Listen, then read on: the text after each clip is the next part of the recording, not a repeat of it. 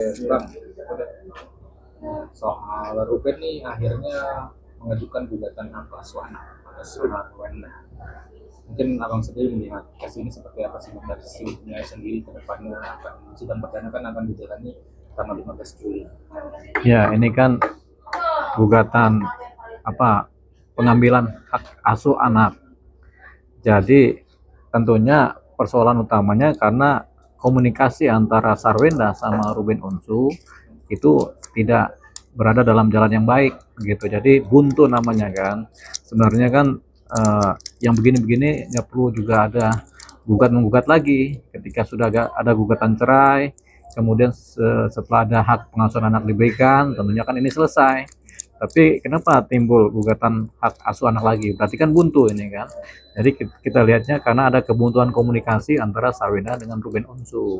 Siapa yang salah kita nggak tahu, siapa yang benar kita nggak tahu juga. Tapi ketika ada gugatan, nanti semua akan dibuktikan di dalam gugatannya si Ruben Onsu ini.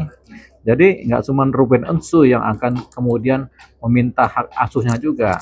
Si pihaknya Sarwenda juga akan mempertahankan hak asuh. Tentunya dengan bukti-bukti yang masing-masing miliki.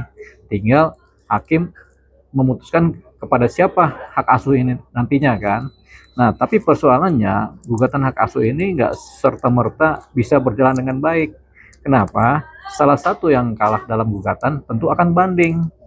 Salah satu yang kalah dalam banding tentu akan mengajukan kasasi. Nah, ini perlu waktu sampai paling tidak 2 tahun lah prosesnya kan. Proses yang 2 tahun ini berpotensi anak-anaknya ini kemudian malah menjadi dewasa.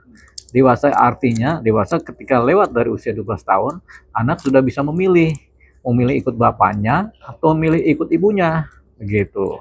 Jadi kalau anak kemudian sudah bisa milih ikut bapak atau ibunya, berarti nilai gugatannya menjadi kurang bernilai.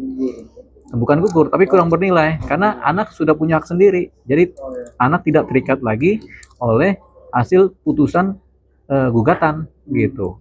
Pun misalnya dalam 2 tahun ke depan yang menang Ruben Onsu, misalnya hak asuh pindah ke Ruben Onsu. Tapi anak itu dalam 2 tahun ke depan itu sudah bisa milih lagi karena usia 12 tahun memilih kepada bapak atau kepada ibu. Jadi hak utamanya beralih kepada si anak ini. Gugatan itu kemudian putusannya tidak bernilai lagi gitu. Apalagi salah satu anak sudah usianya 11 tahun, mau 12 tahun. Yang kedua masih umurnya 9 atau 10 tahun kan. Jadi masih ada posisi 2 tahun ke depan. 2 tahun ke depan itu posisinya adalah gugatan pengadilan negeri, banding, dan kasasi. Dan itu perlu waktu sekitar 2 tahun sampai putus inkrah. Itu persoalannya. Ini lebih panjang urusannya dibanding mereka bertemu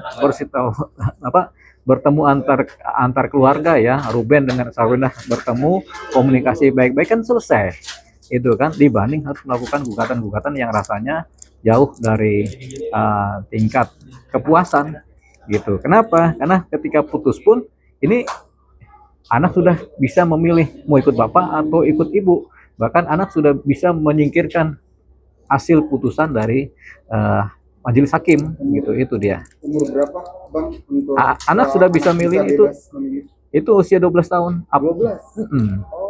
Jadi anak di bawah 12 tahun di bawah pengasuhan ibu. Tapi anak di atas 12 tahun atau 12 tahun up itu menjadi punya hak sendiri untuk menentukan ikut bapaknya atau ikut ibunya. Nah, atau ada 2 anak yang ya, satu usianya 11 tahun. 11 tahun setengah. Satu lagi usianya itu 7 tahun. Enggak, sudah 9 tahun katanya. Berarti cuma anak kedua doang yang bisa ya. Iya, nanti ketika putus baru anak keduanya yang masih, itu pun waktunya tipis ketika putus anak kedua pindah kepada bapaknya. Tapi ketika dia usia 12 tahun dia juga udah bisa milih mau ikut bapaknya atau mau ikut ibunya. Makanya keputusan ini waktu 2 tahun. Iya, 2 tahun. Nah, selama 2 tahun dari sekarang anak pertama menjadi usianya 13 atau 14 tahun. Jadi dia sudah bisa milih tuh, milih bapak atau ibunya. Isi putusannya menjadi tidak bermakna. Sementara kalau putusan ini kemudian berjalan setelah pengadilan negeri kan, nah itu si Sarwenda masih punya hak untuk menjaga anak itu selama 2 tahun ke depan. Kenapa? Karena dia akan mengadakan banding. habis banding dia ngadakan kasasi kan begitu, dia akan mempertahankan haknya karena ini kan gugatan perdata gitu. Jadi Sarwenda masih punya posisi 2 tahun untuk menjaga anak-anaknya ini gitu. Nah, Berarti ada kemungkinan kalau kita beralih ke persidangan, Ruben ini bisa menang ya, Pak? bisa aja Ruben menang, bisa aja dia kalah, tergantung materi gugatan sama tergantung bukti-bukti yang dipunyai. Karena Sarwenda nggak serta-merta gitu aja mengalah, dia pasti akan berjuang mempertahankan anak-anaknya gitu. Nah, cara yang paling bagus adalah di mana mereka sebenarnya ketemu aja, duduk satu meja bareng-bareng, makan bareng-bareng, kan udah enak gitu. Kayak kemarin kan sebenarnya sudah ketemu tuh Ruben Onsu dengan anak-anaknya. Apa susahnya sih ketemu, kok Sarwenda juga baik-baik aja, anak-anaknya juga baik-baik aja gitu. Jadi yang provokatif ini siapa sebenarnya yang mengojok-ojok supaya terjadi gugatan pengalihan hak asuh. Padahal itu juga nilai manfaatnya kurang. Berarti kan buat Mm-mm. ngajuin hak asuh kan pasti ada beberapa alasan dan bukti yang Iya. harus dilampirkan. Nah, tapi kalau lihat dari Sarwenda ini kuat nggak sih buktinya buat si Ruben Ya kan ini? sekarang Sarwenda dia punya anak, anaknya cacat nggak sekarang kan? Tidak. Secara psikis baik-baik aja tuh, secara fisik baik-baik aja tuh. Artinya kan terawat dengan baik. Nah, mungkin ada beberapa perilaku yang dianggap agak sedikit keluar dari pakem normatif orang timur. Tapi ini masih bisa tertoleransi begitu. Nah, inilah yang kemudian Sarwenda pasti akan menjaga ini, menjaga hak-haknya dia kan. Tinggal si Ruben Ensu apa yang mau dia perjuangkan. Dasarnya dia pengen hak asuh anak apa gitu. Tapi ini nilainya juga cuma nilai apa, setahun 2 tahun aja begitu. Nilai bagaimana dia bisa mengasuh anaknya nanti kan setelah putusan inkrah kan. Tapi ya setelah itu ya anak boleh memilih. Syukur-syukur kalau anak-anaknya tetap milih ke bapaknya. Saya ikut bapak deh. Nah, udah selesai kan. Sarwenda nggak dapat apa-apa. Atau malah anak-anaknya ketika sudah di atas 12 tahun, saya milih ikut ibu saya deh. Ya sudah, nggak bisa apa-apa juga Ruben Onsu.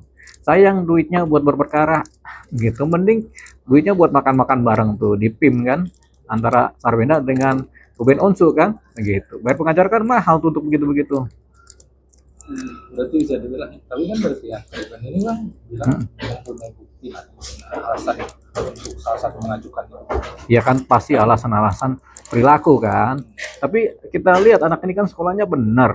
Apa sih yang kurang dari perilakunya? Pola pengasuhan tentu ada sedikit-sedikit kurangnya, namanya ibu tunggal kan. Tentunya pola mengasuhnya kan kurang-kurang aja begitu. Kan ibu gak ada yang sempurna juga mengasuh anak.